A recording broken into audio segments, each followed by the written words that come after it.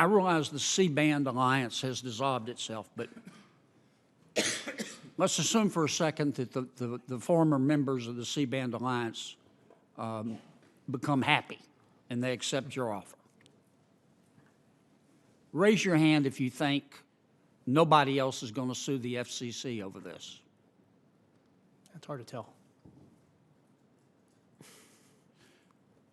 I think you're going to have litigation anyway.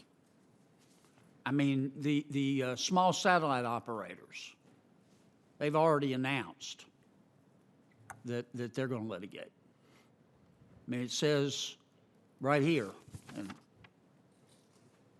and it's in the press, it's got to be true. I'm going to quote. Here it is, big as Dallas. We will ask the courts to overturn this order and to instruct the FCC to start the entire process again. End of quote. Now, all I've heard from some of my friends is, Kennedy, you're holding up 5G. If you don't give the foreign satellite companies what they want, they're going to sue you. Okay. You're going to get sued anyway. Do you really think, I mean, I think that it's a very interesting interpretation of the case law. I'm not the expert you folks are, but I've read the cases. And the cases tell me that, number one, you can only pay an incumbent for reasonable relocation expenses, and number two, your authority to do these incentive payments is questionable. So you're going to end up in litigation. The issue is not whether you're going to end up in litigation. The issue is whether somebody is going to get an injunction to stop you from going forward. And I don't think they can. So my point is, forget about the litigation and the scare tactics. Just do what you think is right. And for the life of me, I don't understand. I can understand if they document the $3.3 to the $5.2 billion to relocate. I think you're being overly generous. I've got a list here of one of the company's satellites. I'll be glad to share it with you. They're all old. Guess what? They're going to have to replace them anyway. So you're buying them new satellites. So they ought to be happy with that. They're not being kicked out of the C-band. They're just moving to another part. The American taxpayers are going to pay their way. You offer them $10 billion, they say, not enough. And I don't understand, this is taxpayer money, and this money can be used for rural broadband and other things, and I don't understand why you don't doing it by the book. I'm not the APA experts that you guys are. Say, okay, we hear you. Let me make you a new offer, $1 billion. And go read section, 326, that says we don't have to offer you any billion. And that's where I think we are. Now, that's not particularly politically astute. I understand there's some powerful players out there. You throw $77 billion in the middle of the ring, and the hogs are going to come from everywhere, all competing to be the tallest hog at the trough. I get that. But if you're going to be sued anyway, I don't understand why you don't just get tough. If you do the auction, and I know you will, and I know you'll do it by December 8th, can one big company, wireless company, come in and take all of it down, or are you going to try to make sure it's fairly dispersed, including to the smaller companies? Mr. Chairman.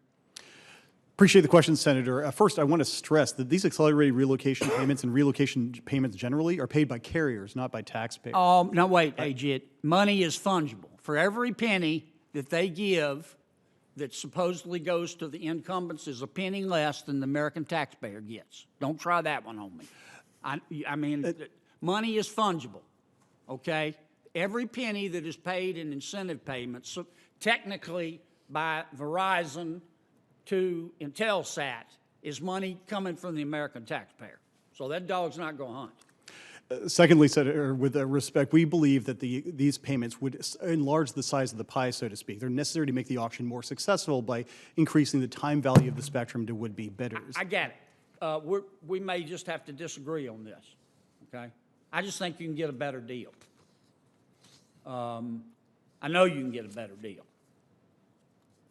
But are you going to, are the auction rules such that one big company can come in and buy it all? We opened it to competition from everybody. We specifically picked partial economic areas as a geographic area, which limits the amount of areas that can be aggregated quickly. The bigger carriers wanted economic areas, which are huge parts of geographic zones. So one of the reasons we chose PEAs was to enable some of the smaller rural carriers to participate. We're not going to game the auction in advance like some people wanted and say, these people are going to win and put our thumb on the scale. We believe in the free market. We don't believe in picking winners and losers before the auction's even held. Madam Commissioner. Yes, we used to have pre-auction aggregation limits, which would limit the ability of one carrier to sweep in and take it all away. We did not choose to do that here, and I think that's a mistake and could lead to the kind of problem you were alluding to. What is the consequence of not doing that? Well, it's a lot easier for the biggest companies to come in, spend money, take their spectrum away, and consumers as a result will see less competition. And less competition means higher prices and less innovation. What do you say to the argument that the best way to have real pure competition is just let everybody bid what they want, if they want? Well, we've got a lot of very, very big companies with a lot of resources who can spend a lot of money. I'd like to see some smaller companies get in the mix too, so our markets get more competitive, more interesting, and more likely to deliver innovative services to consumers. Okay. Will the commission be talking about that issue more? I assume among yourselves you'll be discussing the pros and cons of that. Well, Yes, Senator, what we Commissioner. adopted in the decision was not carte blanche to any provider to obtain this and any other mid-band spectrum they want. We put a process in place on the back end. We're going to do a competition case-by-case review, and if one provider does have too much mid-band or other spectrum, we in the decision laid out that we'll run a process and we'll analyze the actual impacts of that rather than on the front end trying to set an arbitrary limit. Okay. Let me ask you one last question. Find my notes here.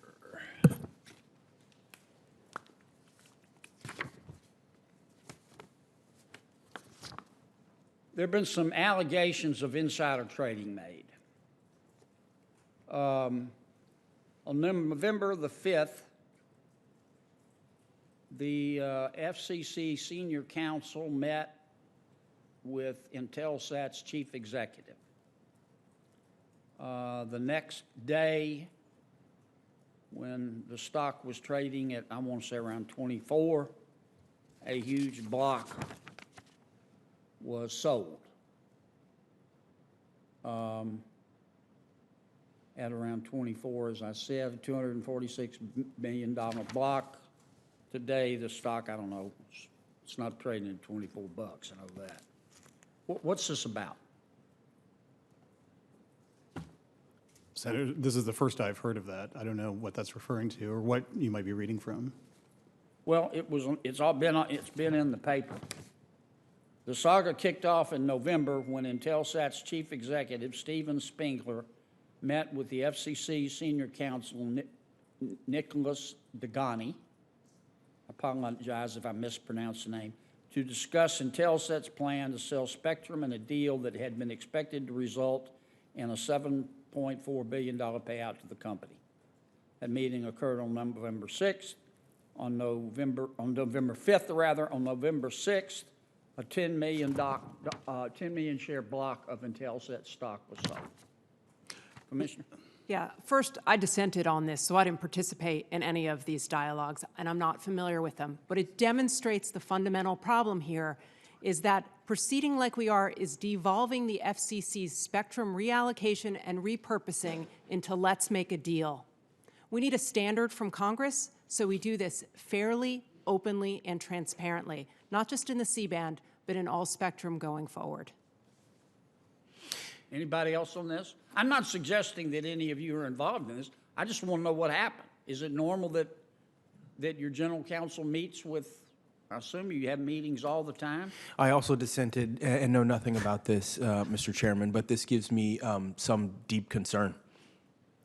Senator, to be clear, I'm not aware of any insider trading allegation involving I'm not Mr. either. I Degani or just said anyone else at the allegation. FCC. You need to look at this. I'd be happy to take a look at it, but the notion that either approving or dissenting of an order has anything whatsoever to do with an allegation of the type you're describing is repugnant. And I definitely would be happy to take a look at whatever allegation is, but I want to strongly defend the conduct both of the commission staff, including Mr. Degani, and our career staff that have worked tirelessly on this entire effort in the public interest, not in any private interest whatsoever. Well, just to be clear, I don't know what happened. I'm not saying anything happened. I'm just saying that the news media, here's the article, Intelsat's biggest investors sold shares just before massive stock plunge. And this is from, I don't know where it's from, but anyway, I've read 10 or 20 articles about it.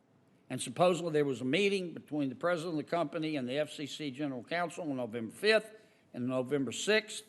A huge block went for sale, sold at around 24, and shortly thereafter, the bottom fell out of the stock. I'm not making any allegations. I'm just asking you what's going on, if you know.